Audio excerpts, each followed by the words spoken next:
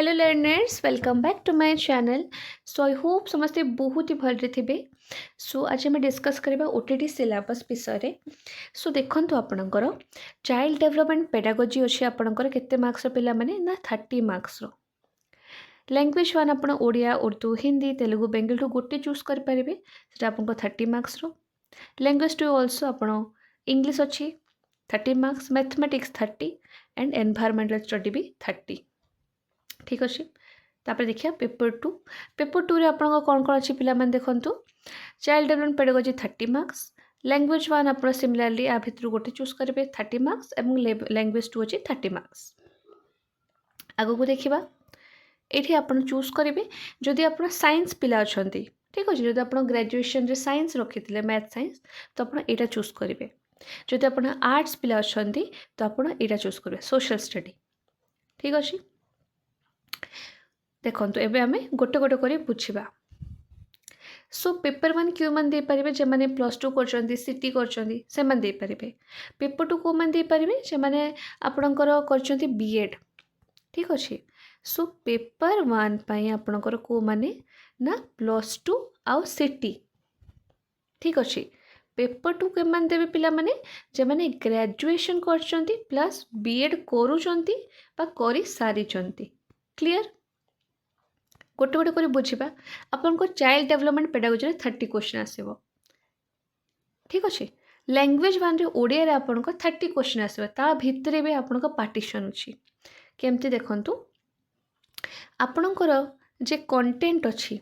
ठीक अच्छे content 20 marks means आपणकर जे पैसेज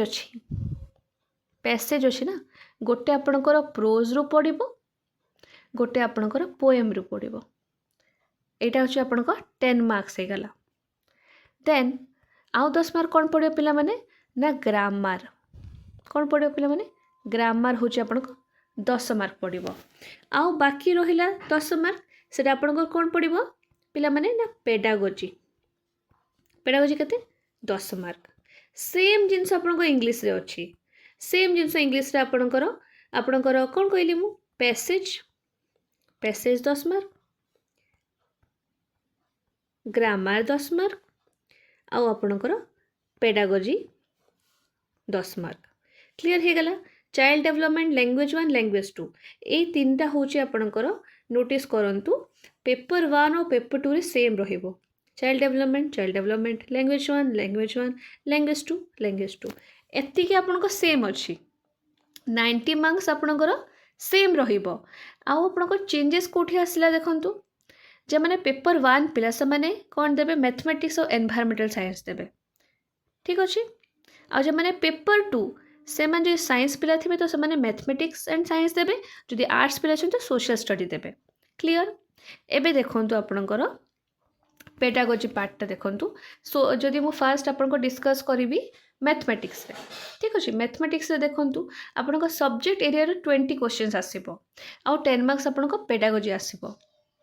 30 क्वेश्चंस आसीबो आपनको मैथमेटिक्स रु 30 आपणकर साइंस रु बुझिपारे एवं कौन ना 10 हूँ आपणकर कौन रहा पेडागोजी रहिबो दैट मीन्स आपणकर धरतो मैथमेटिक्स रु आपणको सब्जेक्ट एरिया रु 20 मार्क आसिला पेडागोजी रो 10 मार्क आसीगला एटा मैथ रो मु कहूची। सिमिलरली आपणको साइंस रो भी सेम 20 मार्क आपणको कंटेंट 10 मार्क आपणको पेडागोजी बुझिपारे। सेम फॉर सोशल स्टडी पिला तांको पाई भी अच्छी देखंतु 30 मार्क्स आपनको हिस्ट्री पॉल साइंस एवं 30 मार्क्स ज्योग्राफी रो आछी आपनको हिस्ट्री पॉल साइंस रु 30 मार्क्स ज्योग्राफी रु आपणकर 30 मार्क्स बट आपणकर कौन ना सब्जेक्ट एरिया रु 20 क्वेश्चंस आसुची कंटेंट रु आ 10 मार्क आछी पेडागोजी रु केमती देखंतु आपनको धरंतु 30 क्वेश्चंस अछि हिस्ट्री पॉल साइंस रो हिस्ट्री पॉल साइंस आपको कंटेंट रु 20टा आसो आ 10 मार्क आपणकर कौन ना पेडागोजी ही जीवो बुझिपारे। सिमिलरली इन ज्योग्राफी ऑल्सो आपणकर कौन हम ना ज्योग्राफी रे कंटेंट रु आपणकर 20 मार्क्स पेडागोजी रु आपणकर केते 10 मार्क्स। सो आपण गोटे जिनस नोटिस करंतु पेडागोजी केते मार्क हेलानी सिर्फ पेडागोजी केते मार्क हेलानी एठी आपणकर केते 30 मार्क्स ए लैंग्वेज वन रे आपणकर केते 10 मार्क लैंग्वेज टू रे आपणकर केते 10 मार्क ये आपन के 50 मार्क्स हो गला ना 50 मार्क्स हो गला पुणी देखंतु माने सेम कहूँ मु माने आपणकर जे पेपर 1 पेपर 2 रे खाली आपणकर जे कंपलसरी पार्ट रो आपण 50 मार्क्स पाई जाउछन्ती पेडागोजी ठीक अच्छे देन आप सोशल स्टडी पार्ट को आसुँच मैथमेटिक्स साइंस पार्ट को आसुँच सेठू भी आप केते मार्क पाई जाउछन्ती 20 मार्क्स पाई जाउछन्ती इन इच सब्जेक्ट एरिया रू आपण 20 मार्क आपणकर रोची कंटेंट 10 मार्क आपणको पेडागोजी सो एठी भी आपणकर केते हेलानी हिस्ट्री पॉल साइंस रू 10 मार्क पेडागोजी ज्योग्राफी रू 10 मार्क पेडागोजी एठी केते हेला प्लस करबा 20 ना सेठी हमर केते हितला नोटिस करंतु आपणको कंपलसरी रू केते होची ना 50 मार्क्स रो पेडागोजी आसुची एंड आपणकर साइंस बा आपणकर सोशल स्टडी ठीक अच्छे सेठू आपणकर पेडागोजी केते आसुची 20 मार्क्स रो तो टोटल आपणको 70 मार्क्स रो खाली कोन पेडागोजी राइट 70 मार्क्स रो आपणकर खाली केते आसु कोन आसुची ना पेडागोजी आपणकर केते 70 मार्क ठीक अच्छे 70 मार्क आपणको पेडागोजी हे गेला बाकी आपणकर कोन रहिला बाकी आपणकर आमे देखो ओडिया रो एवं इंग्लिश रो पैसेज जदि मु कहबी पैसेज ठीक अच्छे ओडिया रो 10 मार्क इंग्लिश रो 10 मार्क ये 20 मार्क रो आपणकर कोन हे होची पैसेज आसी जाउची तो आपण कोन जानले पेडागोजी तो आपणकर केते आसची 70 पैसेज आपणकर आसी जाउची केते 20 मार्क्स ये 90 मार्क्स हो गला सो जनरल पिला मानको पई जदि मु कहबी जनरल पिला तांकर 150 रु 90 मार्क्स रखले से माने पास होउचंती एठी आपन 90 मार्क्स हो गला आ परे भी आहुरी अछि ठीक अछि देखंतु एठी आपनकर आउ कोन रहिला पेडागोजी पार्ट रहिलानी सेटा तो 70 मार्क्स गला 20 मार्क आपन कोन गला पैसेज गला आहुरी आपनको ग्रामर पार्ट रोची